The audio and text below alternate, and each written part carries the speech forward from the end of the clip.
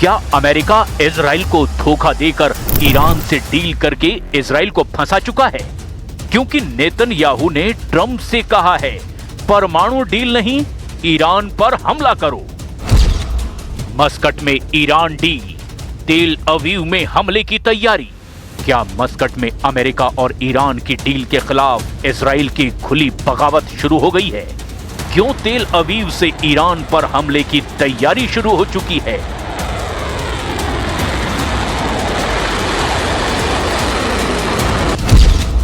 America से पहले Iran पर हमले को तैयार इजराइल।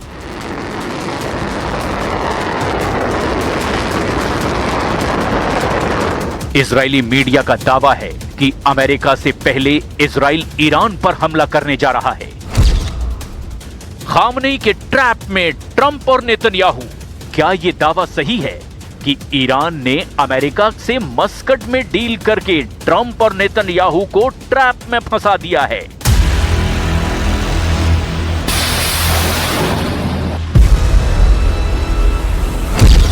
अकेले दम पर ईरान पर हमले को तैयार इजराइल। अगले 48 से 72 घंटे में इजराइल करेगा ईरान के परमाणु ठिकानों पर हमला।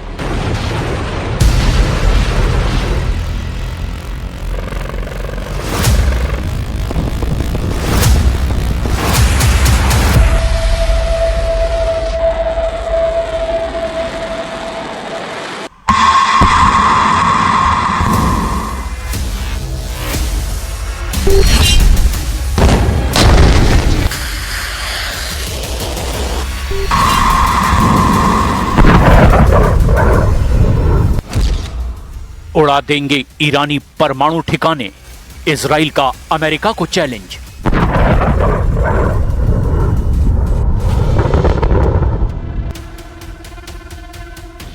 दुनिया समझ रही थी कि ईरान पर अमेरिका सबसे पहले हमला करेगा, लेकिन जब से ओमान की राजधानी मस्कट में ईरान और अमेरिका के बीच वार्ता शुरू हुई है, पूरे इजराइल में खलबली मच गई है। खबर तो यहां तक है कि इजराइल के प्रधानमंत्री नेतन्याहू ने दो टूक कह दिया है कि अगर ईरान के परमाणु अड्डों और मिसाइलों बंकरों को तबाह नहीं किया गया तो ईरान पर इजराइल बिना अमेरिका की मदद के ही हमला कर देगा। लेकिन सवाल यह खड़ा होता है कि ईरान अमेरिका के सामने झुकने को रत्ती भर तैयार नहीं है। वो ईरान क्या इजराइल के हमले करने पर शांत बैठेगा? जानकारों का दावा है कि ईरान ने ओमान की राजधानी मस्कट में अमेरिका के साथ वार्ता करके इजराइल को बुरी तरह से फंसा दिया है। ईरान जानता है कि इस वक्त उसका बहुत बुरा वक्त चल रहा है और ऐसे हालात में अगर अमेरिका और ईरान की डील हो जाती है तो ईरान को लंबे और बड़े युद्ध की तैयारी का वक्त मिल जाएगा।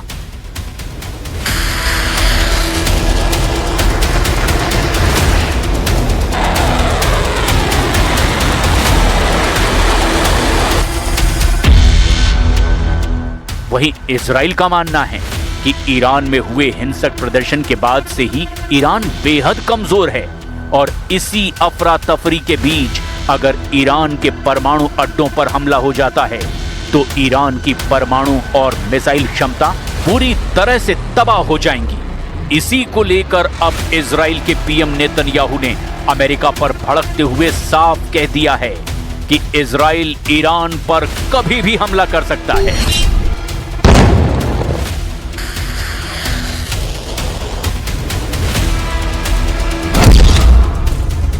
ट्रंप की डील से घबराए नेतन्याहू, ईरान पर हमले को तैयार इजराइल।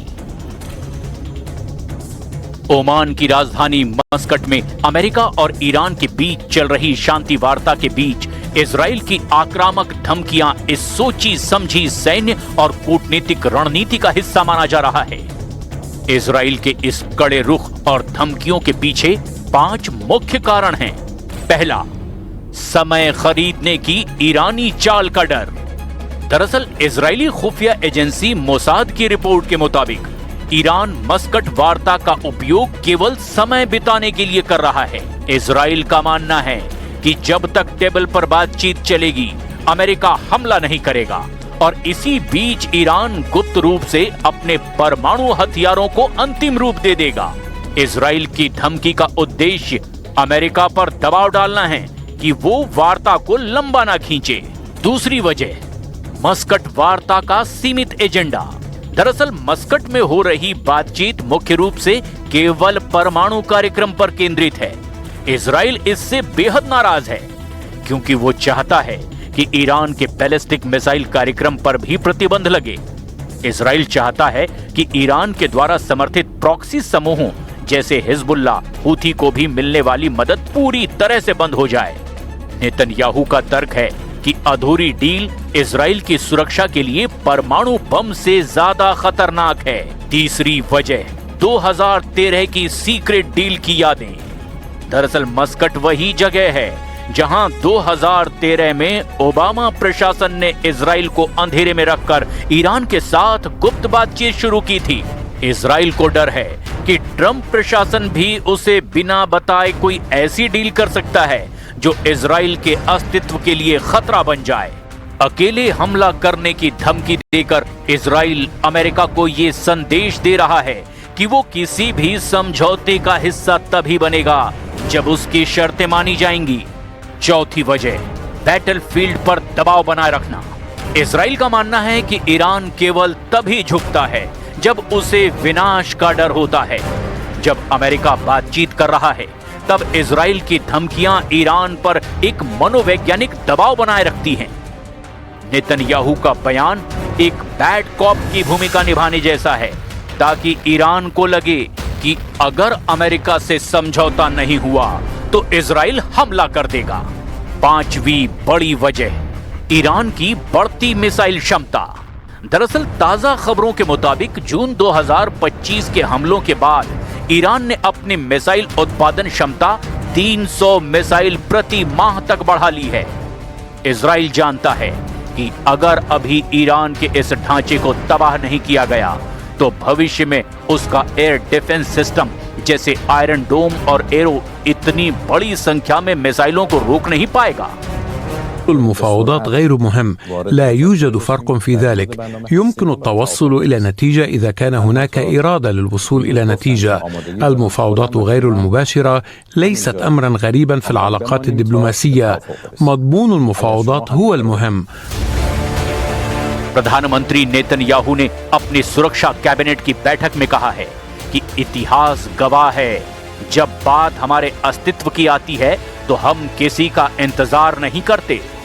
मगर मस्कट से निकलने वाला धुआं सफेद यानी शांति का संकेत नहीं हुआ तो तेहरान के आसमान में केवल इजरायली विमानों की गर्जना सुनाई देगी।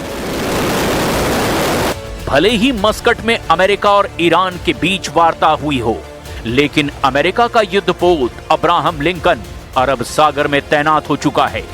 अमेरिकी मीडिया के दावों के मुताबिक ईरान पर किसी भी वक्त इस युद्धपोत से हमला हो सकता है। जो रिपोर्ट सामने आ रही हैं, उसके मुताबिक अमेरिका और इजराइल सबसे पहले ईरान के परमाणु ठिकानों को तबाह करना चाहते हैं। लेकिन दिक्कत यह है कि ईरान ने इस बार अपनी इतनी जबरदस्त परमाणु तैयारी की है कि अमेरिका और इजराइल के होश उड़ गए हैं। सैटेलाइट से आई तस्वीरों ने साबित कर दिया कि ईरान अपने परमाणु ठिकानों पर कुछ ऐसा गुप्त कर रहा है जो अमेरिका और इजराइल के लिए काल बन सकता है। Likewise, had very good talks on Iran. Iran looks like it wants to make a deal very badly. We have to see what that deal is.